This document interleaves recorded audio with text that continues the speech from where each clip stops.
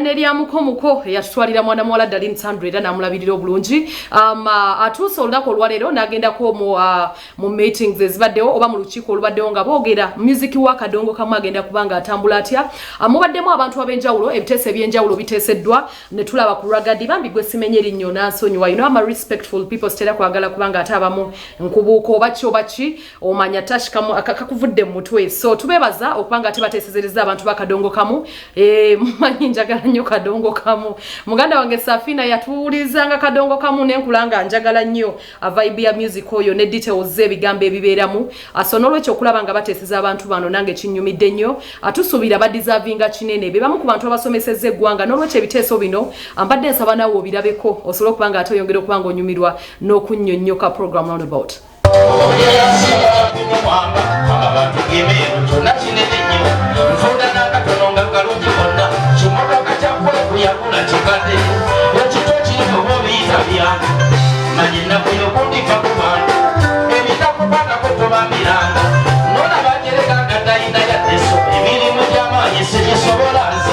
mu kampuni yaffe ekimu emu ku nsonga ndowooza abayimbi gye basinga okwagala era gye basinga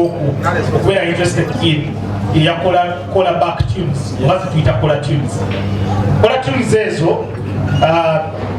twagala era nze bansindika nsooke nsayininge n'abayimbi abanaabeera bakkiriza bwe tumala okusayininga n'abayimbi ababeera bakkiriza tumanye nti kakati abayimbi bakkiriza MTN okutunda music waabwe oba batukkiriza okudistributinga music waabwe olulyoke tulabe engeri gye tugenda okupromotinga n'okumarketinga music waabwe kimanyi kusayidi waliwo conversations endala nga mukulu gyabadde ayogerako ey'ekivulu kyabadde atendesa ekapeeka naki naye zo tezigwamu ofisi yange kujja tutegeeragana nammwe abayimbi kulaba nga tufuna rights za music waabwe tusobole okumarketinga nabo musobole okufuna ssente tulidde emisango abayimbi gye bazze baloopa oli asaba $5 million naye nga mazima amatuufu oluyimba lwasalirako $5 million lwakoze $1,000 olw'ensonga amanyi ngenda mu kooti batunda oluyimba lwange nelukola $5 million bagenda okutuuka mu kooti bagamba naye mutwe ku statistics eziraga oluyimba lwakola tutya nga lwakola $1,000 so obumulu mu byonna ng'ekisinga obukulu kwe kumanya ennyimba za Kadongo Kamu zifaanana zitya bani abaziinako obwannannyini kubanga ekyo kikulu nnyo bw'oba ogenda kukola distribution ya music nti olwaleero nze ng'omuyimbi ne bojja nompa biliyoni naye nga tompadde magezi gaikuuma biliyoni eggwawo kyabayimbi ne banatuwa ssente gavumenti nekwata ssente neziwa abayimbi nga tebatuwadde enkola mwe tulina kukolera era zijja kukola ki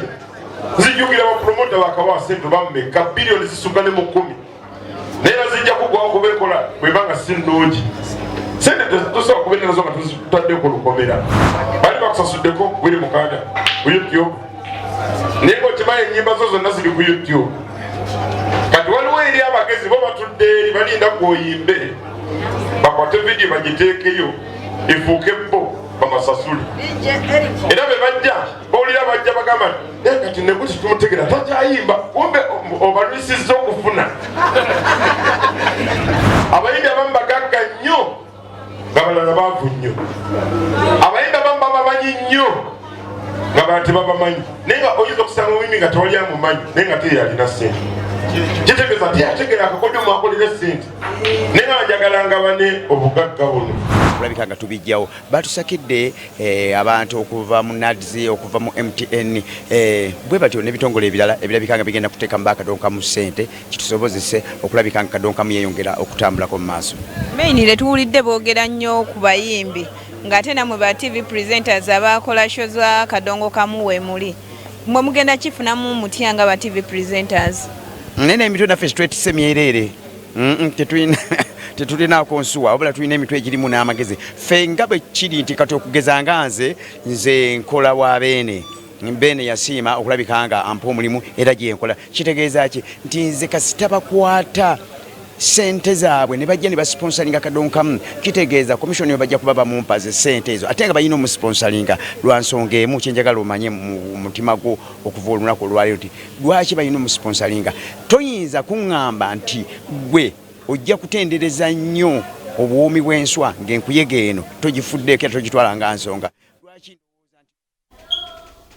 Okay, oyo nno Ssaalongo tukola naye ku program ya Kadongo Kamu y'omu ku bantu abasinze oteeka ettaffaali ku music wa Kadongo Kamu. Bambi tukwebaza afa abalabi ba program yo era kyemmanyi abantu bangi nnyo musanyusa okubanga mulaba okubanga ate abadde mu komite eno oba abadde mu lukiiko luno. Nange nsanyukidde ddala okubanga ate ndabidde ddala abamu ku bantu abasingirira ddala okutegeera Kadongo Kamu nga ddala be bagenza okubanga bamwogerera n'ebirala bingi.